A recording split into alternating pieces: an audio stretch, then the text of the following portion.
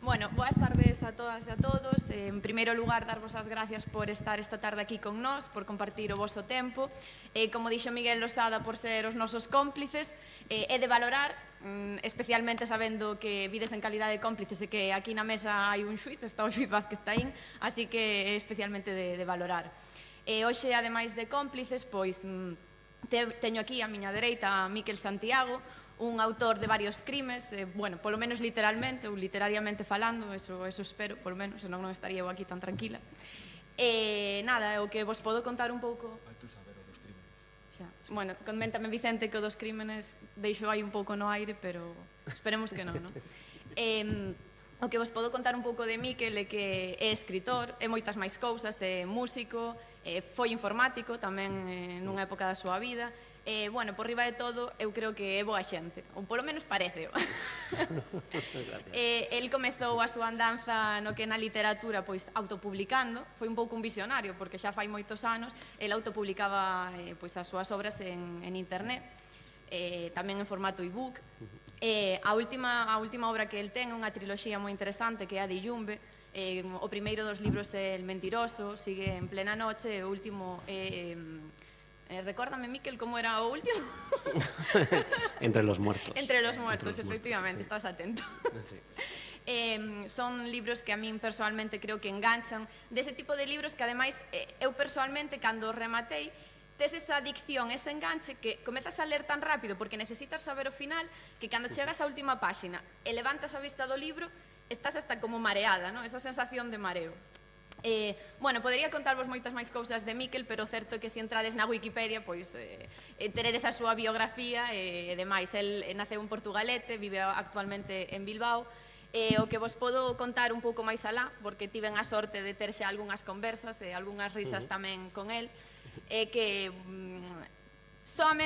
creo que solamente alguén como Miquel Santiago chegaría hoxe a Verín a unha xornada de novela negra, a falar de novela negra, e titularíalle a súa charla Bombas de gatos.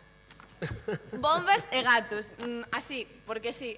Entón, nada, Miquel, desde aquí, desde a biblioteca, imos che dar unha oportunidade. Si tes algo que alegar na tua defensa, creo que este vai a ser o momento. Muchas gracias. Bueno, yo os agradezco mucho a todos que hayáis venido esta tarde. Muchas gracias tanto a los responsables de la Biblioteca de Verín como a los voluntarios voluntarias, que es una maravilla. Me ha encantado conocer el proyecto que se está llevando a cabo aquí en Verín. Me ha gustado mucho el pueblo, lo que he podido ver. No he visto el castillo todavía, ya subiré mañana. Mis amigos que han venido desde Bilbao sí que lo han visto, pero yo no lo he visto. Qué suerte tienen algunos. Y muchas gracias, Lorena, por la presentación. Nada, en realidad, a ver, no sé muy bien qué os tenéis que esperar de la presentación que he traído hoy.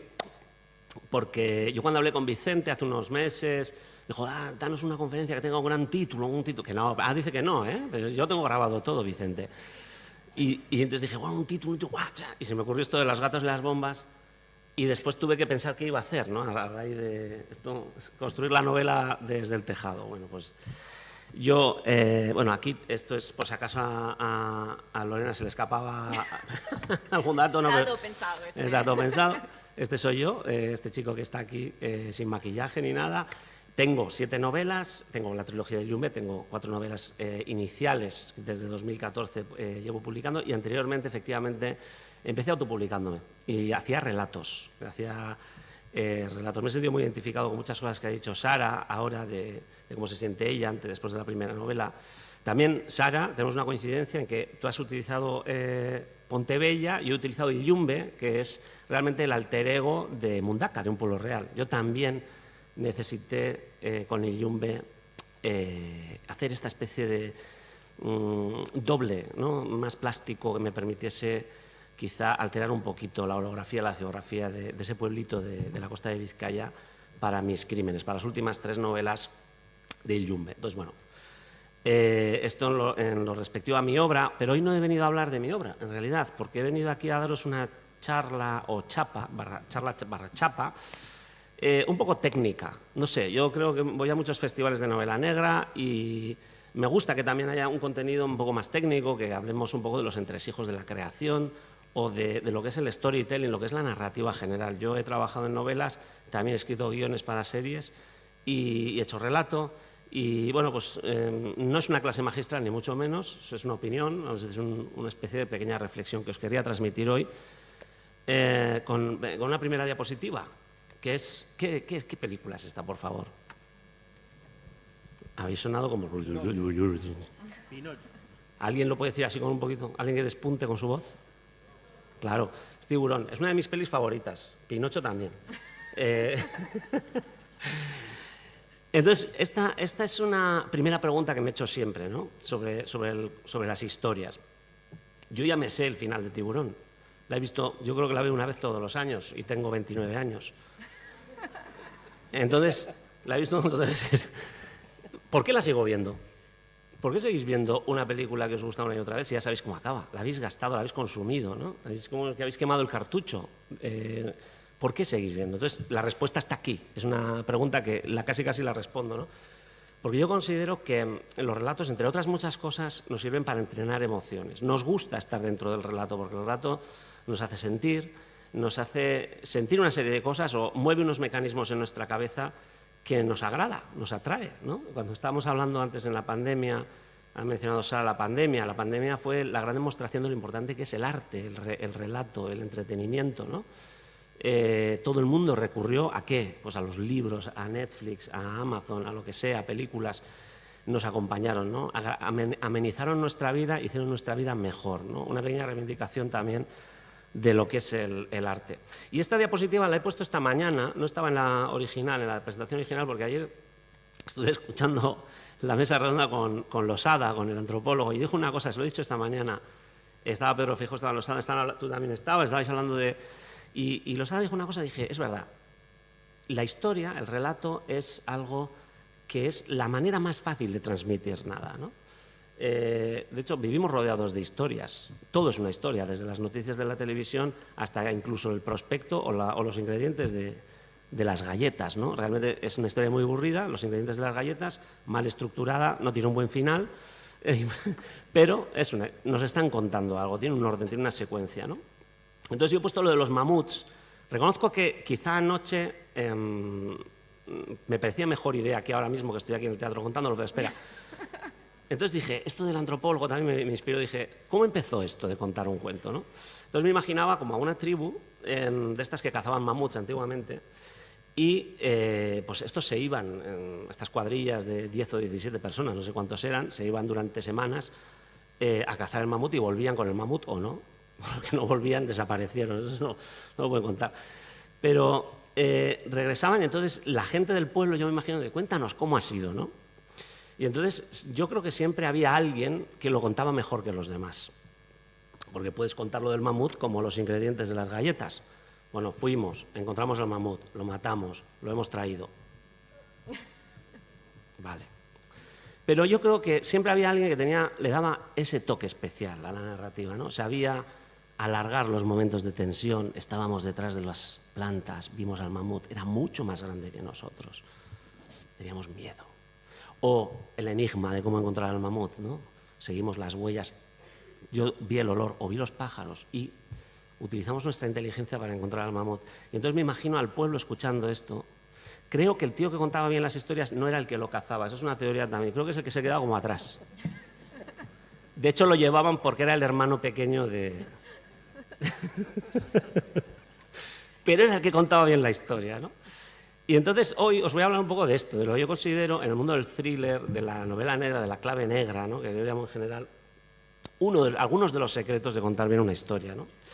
Cuando cuéntame un cuento, y por eso las bombas, aquí se desvela esto de los gatos y las bombas, cuéntame una historia que me emocione, que me haga sentir, ¿no? La mecha de una bomba que se está consumiendo y llega a una explosión. Nos tiene en vilo, nos tiene en tensión, nos hace que nos lata el corazón, nos provoca sentimientos casi irracionales, como son los sentimientos, irracionales, súbitos, sin explicación. Pero también nos gusta una historia, aquí viene el gato que mira a través del agujero de la caja.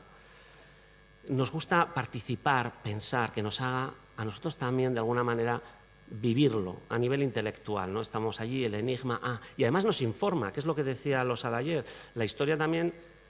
antiguamente muchos cuentos nos informaban de los peligros o cuando se cuenta una historia, vemos una noticia, nos está informando, ¿no?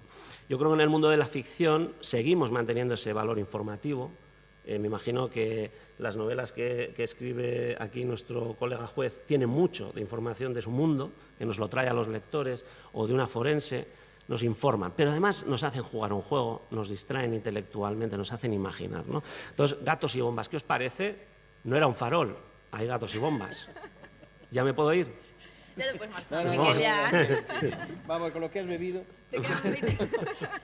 tienes que compensar. Bueno, pues entonces, ¿os gusta el tema de la charla? Tengo otras 5 pues, puedo cambiar, ¿eh? ¿Va bien? Vamos. Vale, porque además quiero que participéis. Y al final de la charla va a haber un examen.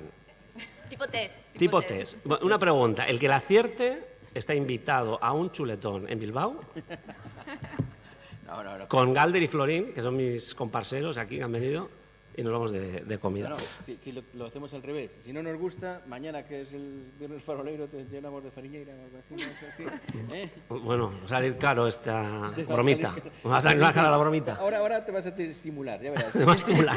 Ahora sí que vas a Estoy tener estimulando. la estimulación. Sí, siento Ahora la que estimulación. Mañana te engarinamos de todo. Bueno, que me ha encantado, por cierto, el tema del carnaval, ¿eh? Me da pena irme. Bueno, el gato, ¿qué representa en esta presentación? En este lenguaje que vamos a crear hoy, representa el nivel intelectual de las historias, los enigmas, en el mundo del misterio, de las novelas de misterio, el enigma, el acertijo, el rompecabezas. Y la mecha, la bomba, representa el peligro, la sensación de angustia, de incertidumbre, que nos provocan este tipo de historias, ¿no?, que nos está contando Sara, de una desaparición que nos angustia, o las fotografías que puso ayer nuestra querida forense, Berta, que nos provocan desasosiego, horror, pavor, ¿no? Son sentimientos que no podemos controlar. Nos estamos leyendo el libro y el libro nos da en la cara, no nos da tiempo a razonar, ¿no? Entonces, ahí están las dos dimensiones para mí de contar una buena historia, del tipo de los mamuts. Ese sabía manejar estas dos dimensiones, yo creo.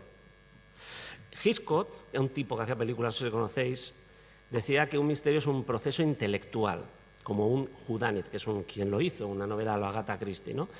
En cambio, el suspense es esencialmente un proceso emocional, ¿no? Él ya también hacía esta diferenciación entre lo intelectual de una historia y lo emocional, ¿no? Él le llamaba suspense. Yo tiendo más a llamarle tensión o peligro, pero bueno, creo que Hitchcock sabía lo suyo, ¿no? Bueno, vamos a analizar algunos cuentos. Aquí quiero que participéis, en serio, o sea, me da igual que tengáis vergüenza, tenéis que participar. Tengo distribuido gente de mi familia entre el público, estar preparados. Vamos a ver, tenemos aquí entonces el gato y la bomba. El gato representa lo intelectual, el misterio, el enigma, el acertijo, resolver un misterio, y la bomba representa la tensión, el miedo, la angustia. Vale, quedaros con estos dos conceptos, es fácil. Los pájaros, ¿conocéis la película? Que sepáis que está basada en un relato de Daphne du Maurier, que es la autora de... Se me ha escapado. A mí yo también tenía un lapsus. Hotel Pensión Jamaica, creo que es. Sí, y otro, que ahora no me sale, Rebeca, de donde viene la palabra ponte una Rebequita, que eso viene de la novela de Daphne du Maurier. Parece mentira, pero es verdad. Bueno, los pájaros. Tanto el relato de Daphne du Maurier como la adaptación de Alfred Hitchcock nos hablan de un pueblo que repentinamente se ve asediado por unas bandadas de pájaros agresivas, violentas, ¿no? Y hay una serie de personajes que les pilla esto de marrón y tienen que reaccionar para sobrevivir. Vosotros, si tuvieseis que poner aquí la carta del gato, enigma, misterio, o de la tensión, ¿qué pondríais? Muy bien. El chuletón os ha motivado. Y a mí me motiva la fariña. Sigamos. ¿La qué? ¿Qué he dicho? A la coca. Ah, sí, perdón. Bueno, también. No, que yo soy chico muy sano. Como mucho pulpo. No os paséis. Bueno, esto es una escena de Asesinato en el Oriente Express con... Bueno, hay un elenco de actores maravilloso. Podéis reconocer a Sean Connery, por ejemplo. Hay una versión nueva, a mí me gusta esta antigua. Joder, estoy intentando acordarme. ¿Alguien se sabe por el extra de patatas con el chuletón, cómo se llamaba el actor principal? Albert Finney. Me las como yo, Albert Finney. Vale, ¿qué carta pondríais aquí? ¿El gato o la mecha? Sois muy buenos. Se me ha acabado la presentación, si quería sorprender de alguna manera. Bueno, el gato, efectivamente, porque es un enigma, ¿no? Aquí ha habido un muerto, han dejado una serie de pistas, una serie de trazas, y aquí el señor Poirot lo va a recopilar, va a ir haciendo una encuesta policial, detectivesca, a todos los sospechosos y va a terminar resolviendo el misterio. Entonces, aquí es un proceso, no hay grandes emociones, sí que hay algo de miedo en Asesinato en el Oriente Express, aunque, pues, bueno, después hablaremos de esto, no me voy a hacer spoiler a mí mismo. Aquí está, yo tengo 2 mellicitas, entonces he puesto una foto suya, yo con el triciclo. ¿Alguien conoce esta película? Que está basada en una novela de Stephen King, muy bien. El Resplandor. Y aquí tenemos a este chico, tenemos a Jack Torrance y este es el hijo Danny, el del dedito. Danny, ¿qué creéis que pasa en este pasillo? ¿Un gato o una bomba? Tensión, angustia. Danny aquí, bueno, Danny en concreto os lo llevaba bastante bien lo de las visiones. Parecía como muy natural, pero sí, es pura tensión, ¿no?, esta escena. Entonces, gracias, veo que estáis bien, preparados para el siguiente nivel. De esto se trata un poco, muchas veces para mí, la mecánica que etiqueta o el efecto que predomina en estas novelas, ¿no? Cuando vamos a una librería, esta fotografía pues, es una mesa de novedades, ¿no?, donde normalmente los libros tienen estas fajas o tienen estas claims y solemos leer cosas como El Rey del Misterio, La Dama del Suspense, El Archiduque del Thriller, El Arzobispo del... Y todo el mundo dice, sí, de la dama del suspense, ¿no? ¿Qué es el suspense? ¿Qué es el thriller? ¿Qué es el misterio? ¿Son lo mismo? ¿No? No vamos a entrar en lo de la novela negra, yo no voy a entrar hoy, da para la mesa redonda de después si queréis. Pero yo me voy a quedar un poco en este espacio de estas 3 palabrejas. ¿Vosotros creéis que sabéis diferenciar o tenéis vuestra teoría personal de lo que significa cada palabra? Yo sí, pues me dedico a esto. Y creo que son 3 mecánicas narrativas muy diferentes. Y os voy a explicar por qué. Aquí está una pregunta en la que veis que es ¿dónde está el muerto? Pues de dónde está el muerto a cuándo está el muerto, ¿no? Es un poco una broma en realidad, pero sí que nos ayuda a reflexionar sobre esto, ¿no? Yo pienso que el misterio es la mecánica en la que el muerto está en el pasado y nosotros tenemos que resolver qué pasó. El suspense es cuando la muerte se anuncia, el futuro. La muerte es el futuro, es la amenaza de la muerte. Lo que ve Danny, o cuando se abre el ascensor del Hotel Overlook y sale la sangre, ¿no? Y es una visión, y me despierto, uy, tenía un sueño de que todos moríamos, no pasa nada. Sí, sí pasa algo, tú lo sabes, se está mascando la tragedia, eso es el suspense para mí. Y el thriller es cuando la muerte está aquí y ahora y tienes que escapar de ella porque estamos en movimiento, es la acción pura ahora mismo para evitar la muerte. Un thriller en el que ahora mismo, por ejemplo, las novelas de Lee Child, que el tío empieza y siempre en la página 10 ya está metido en un lío, en una furgoneta, le han secuestrado, le pegan, se tiene que defender, ¿no? Eso para mí es un thriller. No digo que que las novelas sean exclusivamente una cosa o la otra, digo que son 3 mecánicas o 3 grandes ingredientes que los escritores manejamos, ponemos en práctica en las novelas y que yo personalmente cuando si yo trabajase en una editorial diría como unas ingredientes, ¿no? Diría, esta novela tiene un 70% de misterio, un 20% de thriller, un 10% de suspense. Administrese con precaución. Bueno, sobre la muerte, aunque no lo tengo aquí, así, no me voy a pasar todavía de diapositiva. ¿Cómo vamos de tiempo? Me quedan 8 minutos. No, Sí. ¿estás en serio? 7. ¿7? Si no, vine por la mesa. Bueno, lo que quería decir es que, bueno, bien, hemos definido esto. Tiro para adelante. Rápidamente os diré, vamos a repetir las películas que hemos visto antes, las historias que hemos visto antes, que Los pájaros, para mí, principalmente, en este etiquetado, es un thriller. La tensión ocurre aquí y ahora. A pesar de que sí hay un elemento de suspense al principio, cuando los pájaros están posando y realmente vemos la novela prácticamente es una novela de acción, de evitar la muerte que nos puede ocurrir ahora, la muerte de la carne. Como tengo 7 minutos no me voy a meter en otras muertes que tengo por ahí guardadas, pero bueno. En Muerte en el Nilo, que en realidad es el Asesinato en el Oriente Express, es lo que os decía, o sea, que es lo mismo, es otro quien lo hizo de Agatha Christie.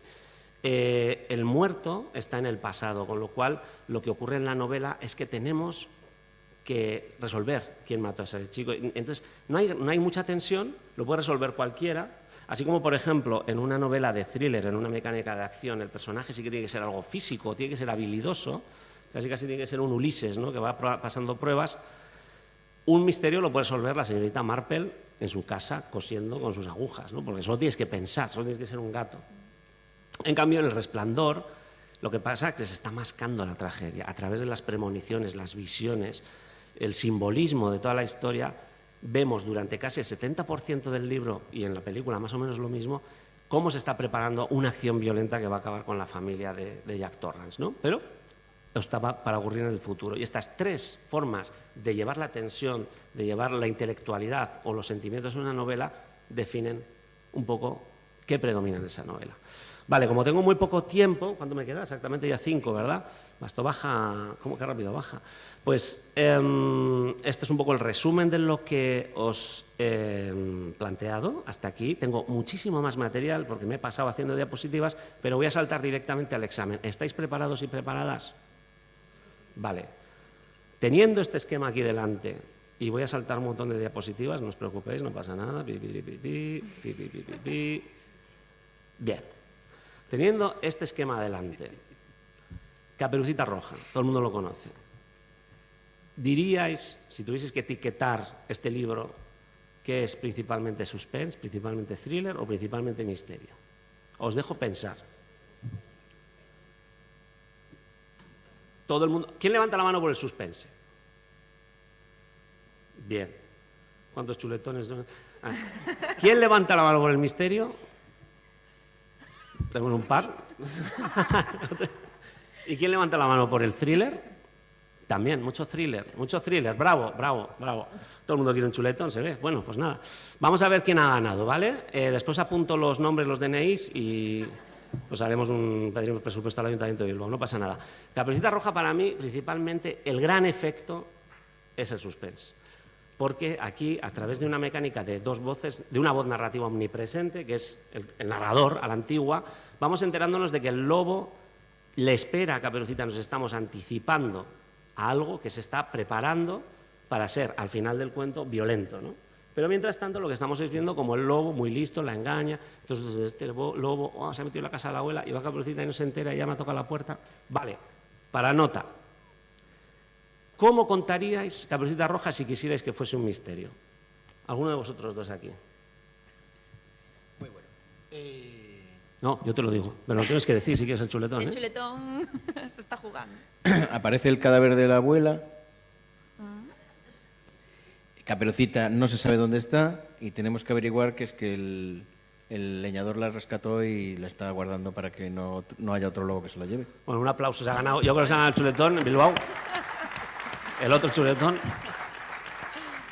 Y nada, chicos, yo me despido. Os invito a que visitéis mi página web. Hay una zona de contacto, están mis libros, hay un montón de explicaciones de todo esto y más. Y nada, un placer veros. Y las preguntas que tengáis, como ha dicho el juez, más tarde. Y lo pasaremos ahí. De verdad, muchísimas gracias. Enhorabuena.